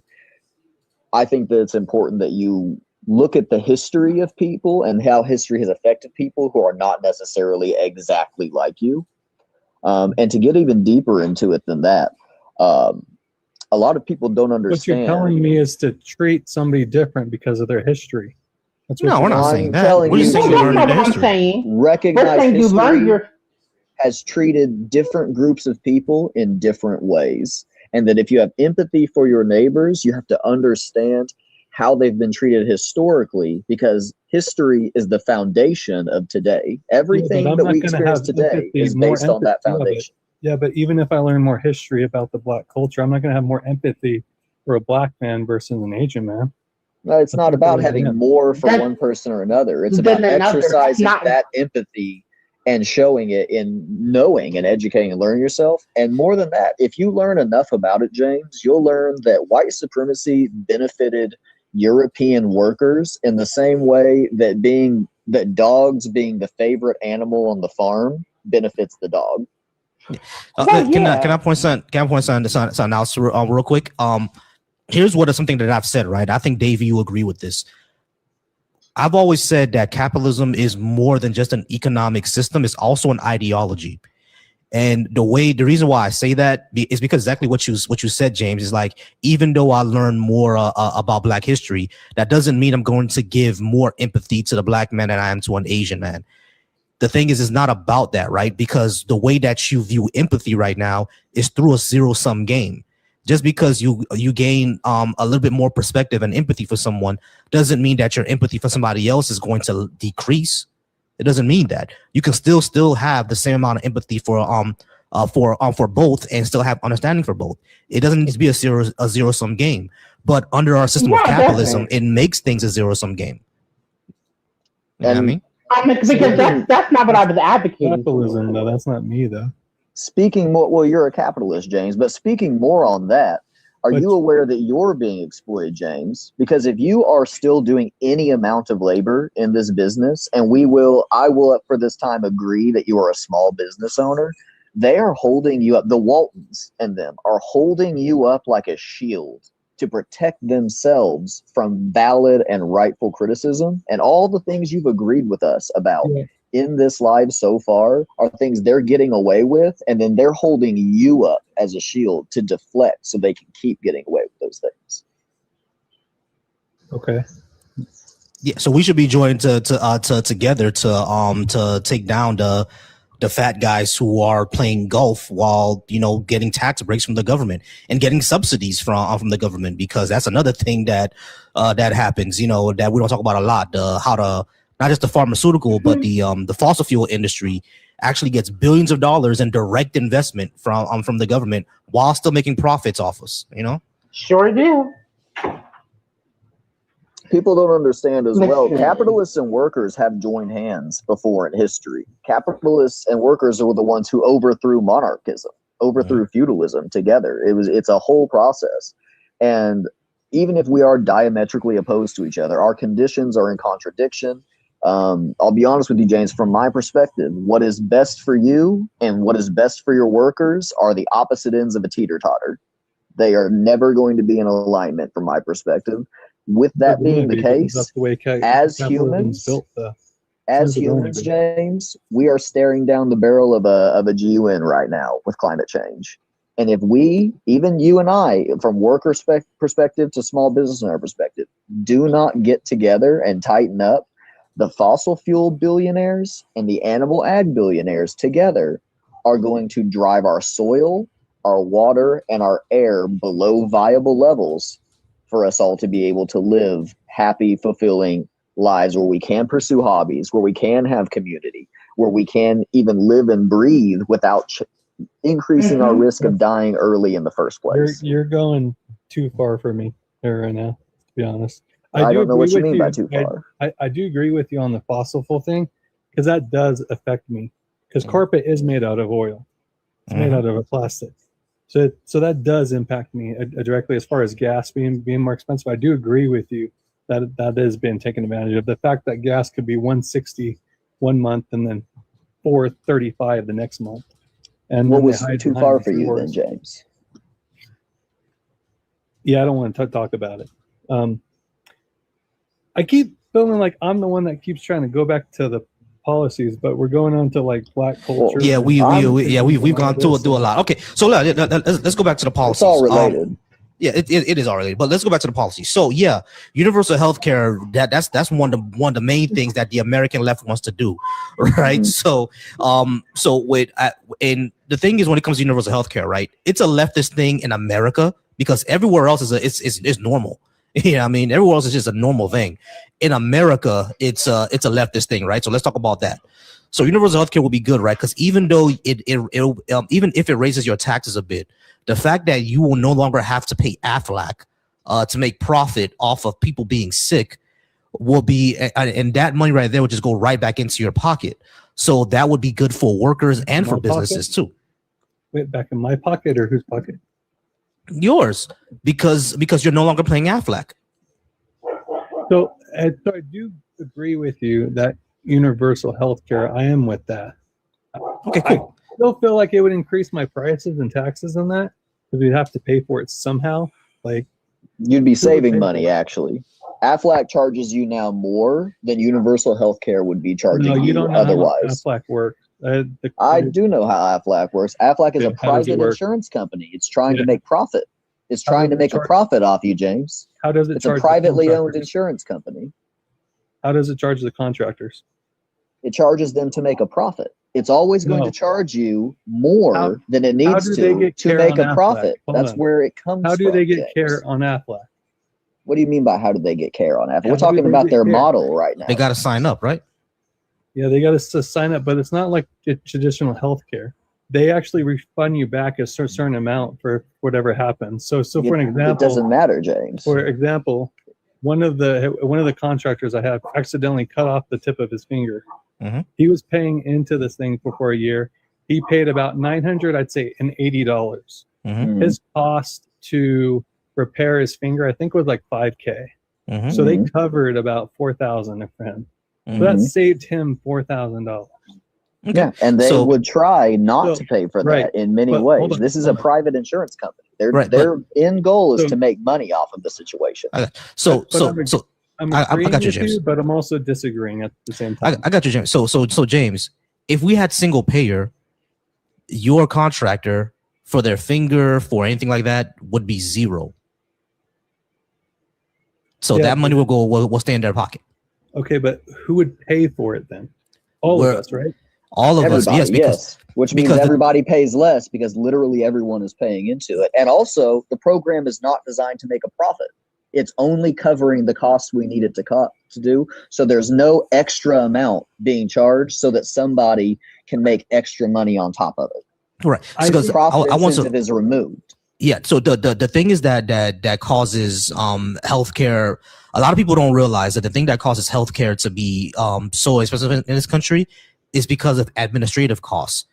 People doing the paperwork and pushing Just things like the through. Waltons. Yeah, exactly. It's all just those fees that people charge to game off the system, and that's what makes the prices go up. Without that middleman, none of that is there. You save billions of dollars just by not having a middleman, just by it all going into the risk pool. And yeah, you're right, James. We all pay for it, but that's literally how all insurance works. Like your contractor, right? When he pays his premium, is not going into a piggy bank specifically for him. It goes into a risk pool, and all that money that all of the people who are part of AFLAC pays into that risk pool, it goes to pay off his insurance costs. That's literally how all insurance works. The difference between that model and the model that me and Davey are talking about is that there's no middleman, there's no profit, there's no middle administrative cost that blows up the system. You know what I mean? That bloats the cost. That's the difference. So they're single payers. They're not a part of a group. They're all single payers. They're not a part of a group like a normal Kaiser or Blue Shield it would be. It doesn't work that way. They pay their own amount and they get a check back. That's basically how it works. They're not a part of a group. So it's a health savings account, basically. Basically, yeah. Okay, so yeah, and then if they use it, they do. If they don't, then they just keep paying in. They just keep paying into it. Yeah, I have a health savings account, so I'm understand how that works. Can that health savings account be pooled across individuals and families? Depending on the program that they pick, there's probably like 3 different programs for the HSA that they can pick. Yeah, but it's so not called an HSA though; it's called something else. Okay, yeah, I get it. I get the concept. Now, what happens in Singapore? In Singapore, everyone gets a health savings account, right? But that health savings account gets how it's funded. It's funded through the same way that single payer is funded. It's just funded through the taxes. That money just goes to your health savings account, and then when you're a certain age, you can get a card for it, and then use it because you've been paying for it ever since you started working as a kid. Yeah, you see what I'm saying? So. Yeah, but in my opinion, he's already doing that though, technically, because the amount that he's paying into AFLAC isn't taxed. Right. Not a taxed so amount. Right, so but you could say it's taxed. Yeah, exactly. But the money that he's paying for isn't taxed. But on top of the taxes that he already pays is the money that he's using for AFLAC also like for example the taxes that he's making he's getting taxed for Medicaid and Medicare. And then he pays into his HSA, right? Yeah, because he's forced to. He doesn't have a choice. Right. I got you. So what I would say is that instead of that, why not just the taxes that we put into Medicaid and Medicare, instead of him waiting to be 65, he can just use it now. I agree with that. It's just I kind of back to the whole policy thing. I just don't think the government can manage it well enough. I mean, but Medicare is handled pretty well now. My dad, David, you're gonna say something? Go ahead, David. Well, I was gonna say Medicare right now is being mismanaged on purpose because they have to keep it competitive with the private insurance companies, with the private healthcare companies. The entire point. So the leftist perspective is anything in our society that is necessary for it to run well and to continue developing and growth should be publicly owned and state ran in a way that removes profit incentives. So the only reason prices would ever go up is if there is a new project underway to improve all of our living conditions under society. And anything that's not under that umbrella, like something that's frivolous, something that we just do because we like it, because it makes us happy, because it's a service to be offered, things like that, those things are not necessarily bad to be privately owned. The point is that the people who own it need to be working in it. If they get to the point where they're not working in it, now they're just parasitically taking value from workers who are generating all that value. We're talking about Medicaid, right? We're talking about Medicare. We're talking about everything, but yes, right now we're on health insurance as a specific topic. But I was speaking broadly about how economic policies in a leftist system are designed to run.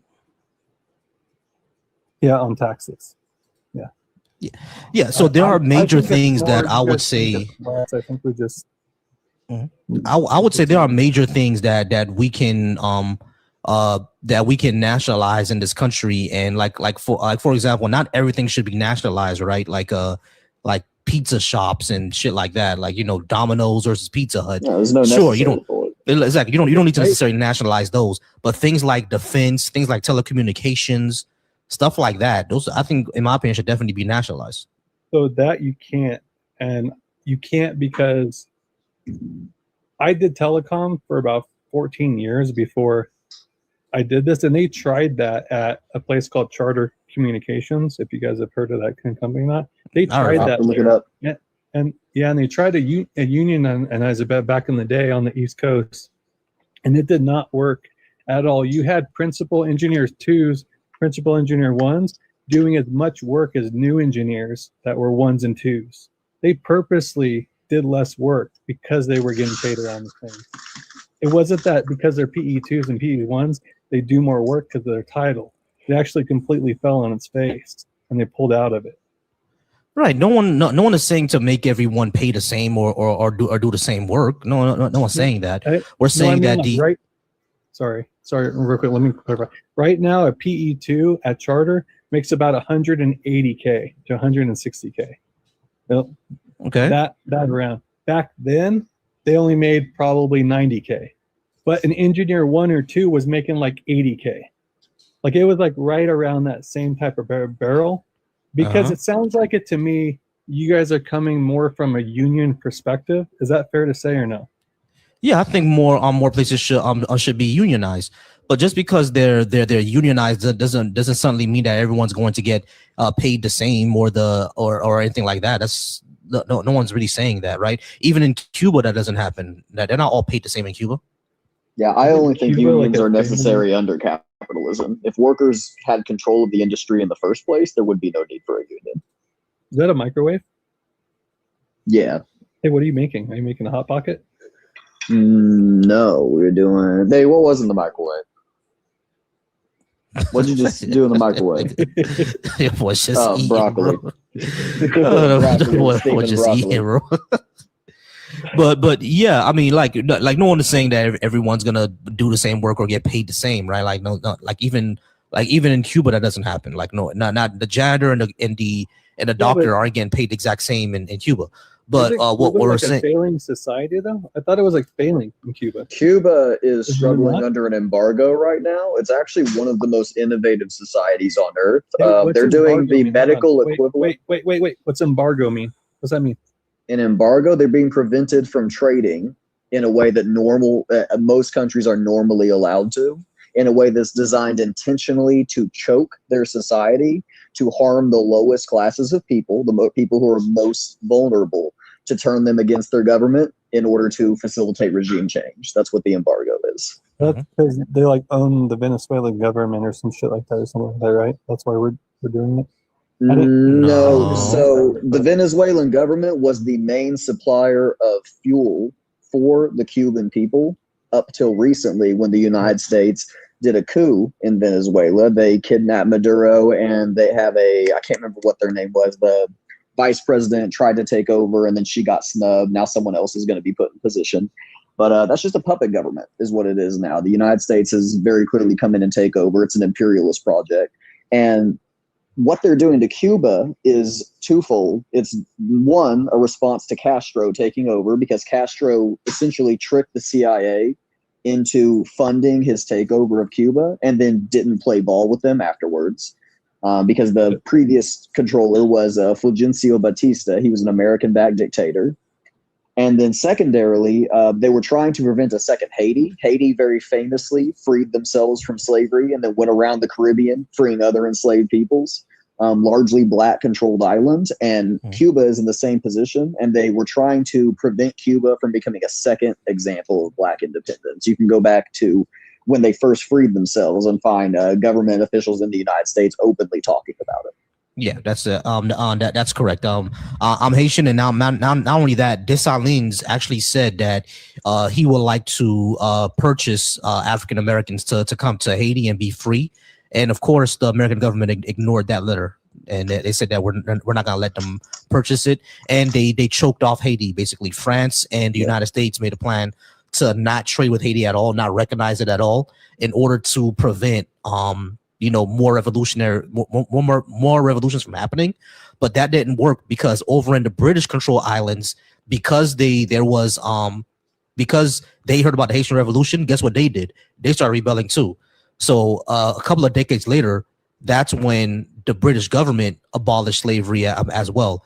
It was all because of Haiti. Once Haiti abolished slavery, and then that revolution started to spread, it was basically not economically feasible for the rest of the countries to keep slavery, so they abolished it as well. The same time that was happening, the peoples in Africa had actually come back together, had actually regrouped, and were able to push the slavers' forts, the European forts that were set up along the Ivory Coast, back out of the country. And so they had actually cut off the normal supply of enslaved peoples that had been set up under the transatlantic slave trade as well. So for multiple reasons, they actually cut off the slave trade and had to do that as well. Can you give me a second, y'all? Hey, Andy, over on my YouTube, the link to join is right there and it's pinned. So like you can join anytime that you want, and we can talk about it instead of you just crashing out and calling me stupid in the comments. But yeah, James. So the embargo is all about that. It's all about choking out. It's all about choking out Cuba because of their communist government, essentially. States. Yeah, I got it. Mm-hmm. Okay, so last question, and then I'll leave you guys alone. Yeah, I'm also going to have to go after this. Oh, good. We're all in position. Good. So, are you guys more of a understanding of a socialist type government then, instead of capitalism then? Oh, are you guys more like? Yes, I like type of China type country. Like, is that what you guys want? Yeah, I advocate more for us to move to a system where the workers control more of the economy. Yeah, I mean, most people will call it democratic socialism, like what we see in Norway and stuff like that. However, that's still capitalism. But the reason why I push for that is then we can recognize that we can have a better system than just having capitalism, right? But we need people to recognize, because of Red Scare propaganda, we need people to recognize first that socialism is not the government does stuff. Socialism is not this huge scary thing that the government is going to be crushing all of our innovations and all that bullshit. It doesn't mean any of that. Yeah, I mean, it simply means that us as human beings, us as a society, we have more of a say over the economy. And if we can get people to understand that, then we can get them to understand that we need to get rid of capitalism. And I want us to eventually get to what Davey wants. That makes sense to you, Davey, as well? Yeah, that makes sense to me. If you try to go too fast, transition too hard from one type of economic system to another, it causes a lot of hangups and problems. So I would say that very much so going along the same route that China has gone, in that we need to have a shift over time that goes from democratic socialism into a more socialistic state. And eventually, the point being that once the classes have been dissolved, so like workers and owners are no longer set directly against each other because the conditions simply aren't set up like that anymore, it will dissolve class altogether and it would become a communist society at that point. And so you guys is that for dictatorship or no? Dictatorship of the proletariat. So I think that workers should have overwhelming control of society, to where no individual can simply spend money and outweigh the body of the people in the community and their opinions and views on things. Agreed. Yeah, like what we have in America right now, where it's essentially an oligarchy, where what we want doesn't matter. It's whoever's funding the government, whoever's funding, yeah, exactly. That's the way it works right now. We want to get away from that. Yeah, that's pretty fucked. Yeah, I know. Exactly. So we want to get away from that. Okay. We want people like me, like Dave, like yourself, like Lucy in the comments. We want us to have control over what the government passes. What, if Pfizer makes $50 billion, the people who work in Pfizer should be deciding where that $50 billion is going to get allocated in order to benefit society. It shouldn't be up to a board of 7 people to say that, okay, well, we got $50 billion. Let's go ahead and, promote or do experiments in Africa to see if this drug works or not, even though we know 17 people are going to die from it. You know, Mhm. that should be the case. See what I mean? Lucy, I got the term dictatorship from that to show how one class, the working class, has complete dominance of society. That no other class can take control from them, and that's why the term becomes dictatorship. So aren't we a public right now? Technically, the United States, not the government of the United States, but the people. Aren't we a public? So don't we already have that? We just don't do anything. A republic? No. So republics do No, we not are- actually. No, we Yeah, are. we a are. public. We are a republic. Yes, On paper, but we're a republic. republics- Yeah. Yeah. Republics So do can't we not already do that? maintain democratic control over things. They have representatives who are easily bought and paid for. And for example, right now, on the Israel issue, Democrats overwhelmingly are very anti-Israel right now. But if you were to just pay attention to what the Democratic representatives are saying, you would think that Democrats are very supportive of Israel. Right. And that's just one example of how under a republic, people are in control, but they do not actually act in a way that is subservient to the people that they supposedly represent. Interesting. So that's a lot of teaching to teach what socialism could actually bring them, because it gets such a bad name then. Yes, As Yeah, far as it's a what- lot. A lot of propaganda. Because if it doesn't create a dictatorship, then I'm cool with it. Yeah. But Right. Yeah. that's when it goes kind of too far for me, where we have like Xi Jinping, I forget his name, but the leader of China, like that, Like we Xi could Jinping. call, Yeah. we could say that's like our Trump, basically. Like, Oh no, he's a Kinda. much better leader than You Trump. Yeah, I would say he's a much better leader. than Trump. But the Uh, thing is, what I would say, James, is that, dictatorships, like, what you're talking about, like authoritarian dictators, those could happen under capitalist system as well. A famous example is Chile. I forgot what his name was, but Davey may know. Pinochet. Yeah, Pinochet down in Chile. It was a completely capitalist society, right? But he was a brutal dictator. And I think Iran, after the CIA coup of 1954, that Shah was also a dictator, very brutal. Down in Haiti, my parents' country, the reason why my parents came over here to America, as a matter of fact, Lucy as well, because I grew up with her. The reason that I talked to her father, he told me the same thing. The reason why he came over is because of under Duvalier, Jean-Claude Duvalier. He was a dictator in Haiti, but Haiti during that time, completely capitalist. You know what I mean? Private enterprise, all that good stuff. So you can still have dictatorship under capitalism. It's just, it's people who have authoritarian tendencies are always going to do that. It's just that the society that we're advocating for, myself and Davey, stuff like that will be less likely to happen, if that makes sense.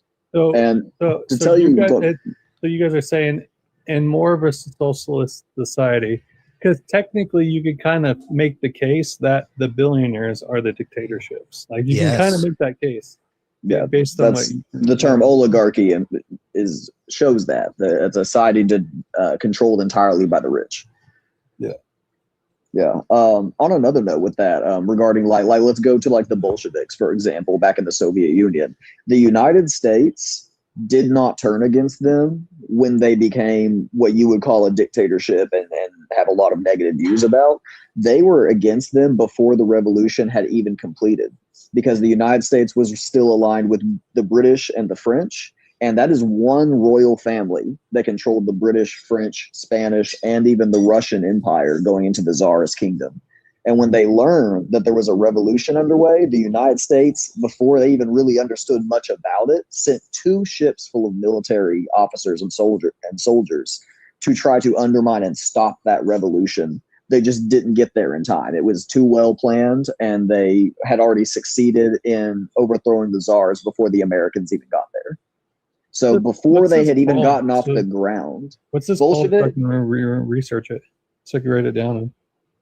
Bolshevik, Oh, you just yeah. have to look into the Bolshevik Bolshevik? Revolution. Okay. Yeah. Look up like Lenin, Trotsky. What There's is a to lot be of done issues between by Trotskys. Lenin, Capital by Karl Marx is another thing that a lot of people think that Karl Marx and Lenin and them were actually advocating for a new form of society. But if you read their works, it's almost entirely simply criticisms of the society they were already living in and like ideas for how to improve upon those conditions. Okay. And then what resource, because I'm still indifferent about it not increasing taxes as far as what you guys are saying. So what's a resource I can look at to understand that more? Because I still think if they go I would recommend free that you healthcare go across to increases everything. Marxist.org. There's lots of free literature on that website. If you look up Marxist.org, there are people that work hard to maintain a constant free library of resources talking about economic conditions, materialism, all the sorts of stuff that we talk about here. Okay, and then last thing, the black culture thing. Where do you want me to go for that? So that's a lot. Read just WB like pieces. Give me pieces to start with, because W.E.B. Du Bois. Du Bois is a great resource on it. I think he came up with the concept of double consciousness. Can you spell that? Sorry. Yeah, Du Bois, D-U space B-O-I-S. Okay. Look up him. You should also look up Fred Hampton. Fred Hampton is a good one. Frantz Fanon is another good one. Frantz Fanon's very good. Yeah, Frantz Fanon is very good. He does have some sexist and homophobic stuff. Oh, I'm sorry. Franz, F-R-A-N-Z. Yeah. Fanon, F-A-N-O-N. Okay. He does have some homophobic and sexist stuff, just a little bit, but man of his time. So there's that. Ago. Yeah, it was written in that time. So yeah, we kind of get it, but he's good. And Bell Hooks is good for feminist literature, and Angela Davis is very good. Matter of fact, just look up the Black Panthers. The Black Panthers are amazing. And of course, we already know Malcolm X, MLK, the regular ones. Asada. I would read some Mao. Honestly, meet some Mao Zedong. Yeah, Mao is good. Oh, and another one, because Malcolm was a Garveyite. Read Marcus Garvey. Marcus Garvey had a lot of good things to say too. Be careful with Marcus, though. Be careful with Marcus. He was a capitalist. He arrived at a space where he wanted to recolonize Africa, and I think he got a little off into the weeds at that point. Yeah, he got a little reroute. Yeah, but he was all about Pan-Africanism. The thing is, Marcus Garvey's capitalism looked more like communalism, like what we're talking about. He was talking about, you make a profit, but you invest that profit back into the community for racial uplift. So it was more about communalism than just. And communalism is basically another form of socialism, in my opinion. But I don't think he recognized that. He viewed socialism as more of a white ideology. But it's like, you were doing it. You're advocating for it. So. He misunderstood the way that the conditions would affect people. He thought that people would naturally be willing to, out of like a racial harmony, contribute back into this community. When in reality, I don't know if you've seen the studies showing that like getting enough power is the equivalent of a brain injury, but stuff like that basically. Yeah, exactly. All right, guys, I am gonna go ahead and get out of here. Hey, not a problem, James. Come back anytime. I appreciate y'all. Your willingness to listen as well. Not a problem, Davey. I do appreciate you. I'm definitely head to Marxist.org so I could read more about it, because I do definitely want some more sources. But I appreciate you being up here as well. All right, bro. Of course, I appreciate you holding the line. Appreciate you for listening, James. Good discussion, everybody. Let's get off of here. Have a good night. Have a good night, bro. All right, guys, I am going to go ahead and get out of here. I appreciate all y'all for being here. Remember, y'all, always be secure, be affectionate, be wise, be flexible, be thoughtful, be soft. Every man should be soft. I appreciate